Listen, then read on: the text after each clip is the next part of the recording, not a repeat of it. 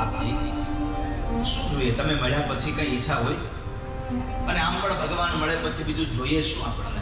1-2 વર્ષ માટે નહીં, હું તારા પિતાજી જે રાજ સિંહાસન પર બેઠા છે એનો હું તને 36,000 વર્ષનો રાજા બનાવું. ભગવાન પાસે માંગ્યું નહીં તો 36,000 વર્ષનો રાજા બનાવ્યો. બીજું,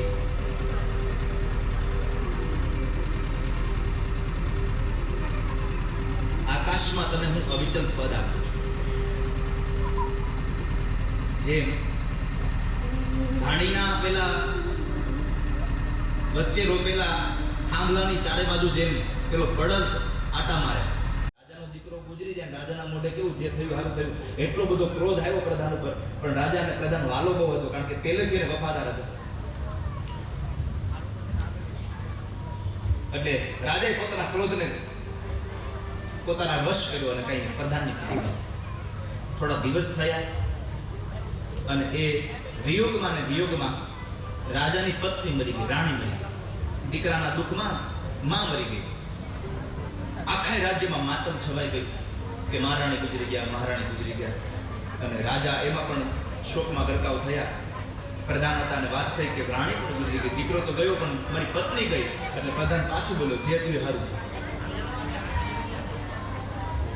એટલો ક્રોધ આવ્યો રાજાને, પણ છતાં પણ પોતાના ક્રોધને કંટ્રોલ કર્યો.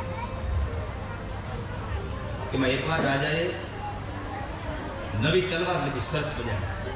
એ તલવારને આમ ઘસી અને બરાબર આમ જોતા હતા, બરાબર આમ એની ધાર તપાસવા ગયા.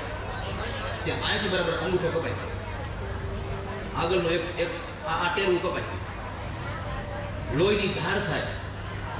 પ્રધાન બાજુમાં બેઠો છે, રાજા કહે છે પ્રધાન મારો અંગૂઠો કપાઈ ગયો. પ્રધાન બોલ્યો, જે થયું સારું છે. એટલો ક્રોધ આવ્યો રાજાને કે હવે તો અહીંથી જલ્દી વયો જા, મારું રાજ્ય મૂકીને મારો વયો જાય. ભલે મહારાજ, કાંઈ વાંધો નહીં, જે થયું સારું થયું. આટલું કે પ્રધાન વયો ગયો. 5-15 તળાવ ગયા અને એમાં બધા સૈનિકોને સાથે લઈ અને રાજા એક જંગલમાં શિકાર કરવા ગયા. એમાં ભીલોના ઘરે યજ્ઞ હતો, ત્યાં બલિ ચડાવવાની. રાજા એક જુદો પડી ગયેલો સૈનિકોથી, એટલે બરાબર પકડ્યો અને પકડીને લઈ ગયા. ત્યાં લઈ ગયા અને બલિ ચડાવવા માટે તૈયાર કર્યો. રાજા રોવે છે. બ્રાહ્મણે પેલા પૂછવાનું, દીકરો હતો, દીકરા વગર ન હોય તો આની બલિ ન ચડે.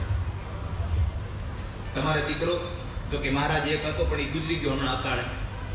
એ બ્રાહ્મણે કીધું કદાચ જીવ બચાવવા હાટું ખોટું બોલતો છે. પત્ની? તો કે ઈ મરી ગઈ છે.